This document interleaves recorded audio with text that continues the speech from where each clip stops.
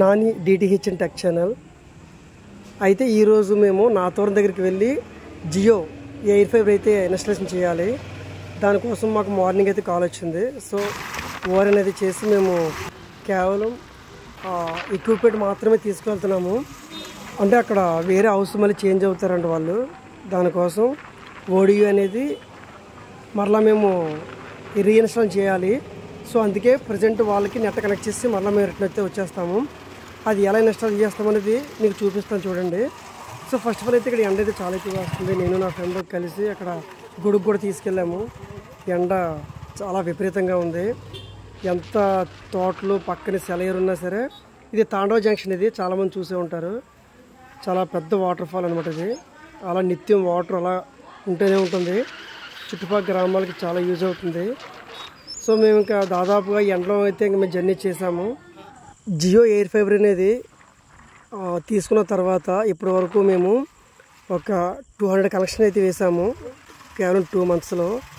So కస్టమర్స్కి అయితే ఎలాంటి ప్రాబ్లం అయితే రావట్లేదు. వాళ్ళకి బాగా అలవాటు అవుతుంది జియో ఎయిర్ ఫైబర్ అనేది. సో మేము నాతోరు అయితే చేరుకున్నాము. అక్కడ వాళ్ళు హౌస్ షాప్ దగ్గర కాదంట, ఇంటి దగ్గర అయితే వాళ్ళు జియో ఎయిర్ ఫైబర్ కావాలని చెప్పేసి అన్నారు. సో మరలా మేము ఇంటికి వచ్చి బిల్డింగ్ అయితే చూసాము. సో అక్కడంతా బాగానే ఉంది. సో వర్క్ అయితే స్టార్ట్ చేసాము.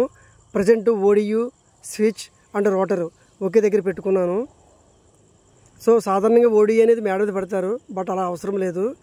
సో మళ్ళీ వీళ్ళకి మేము రీఇన్స్టాలేషన్ చేయాలి కాబట్టి నేను అన్నీ కూడా ఒకే దగ్గర పెట్టాను.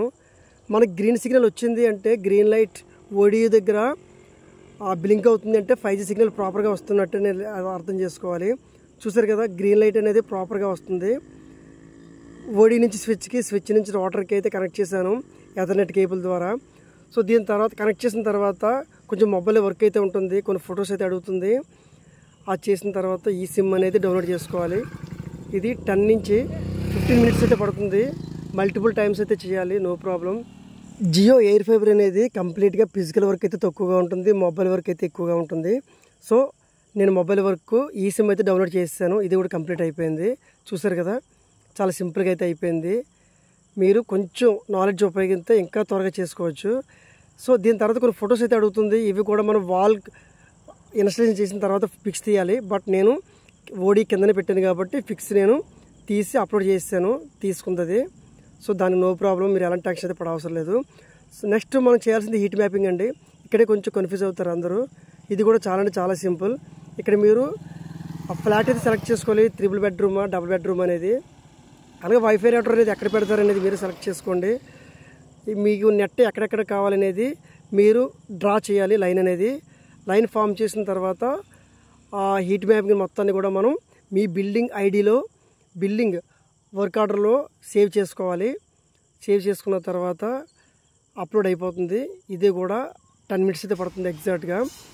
సో ఎప్పుడైతే హీట్ మ్యాపింగ్ కంప్లీట్ అయిందో మీకు రోటర్ దగ్గర గ్రీన్ సిగ్నల్ అనేది ప్రాపర్గా వెలుగుతుంది, అంటే మీ వర్క్ అనేది కంప్లీట్ అయినట్టే.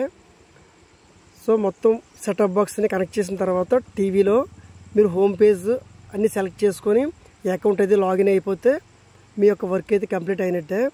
మీకు టీవీలో అయితే హోమ్ పేజ్ అనేది ఇలా ఈ విధంగా కనిపిస్తుంది చూడండి, సాఫ్ట్వేర్ అప్డేట్ అయిన తర్వాత. సో అంత వర్క్ కంప్లీట్ చేసాము. వీడియో ఇస్తే లైక్ చేయండి. Thank you so much. Bye.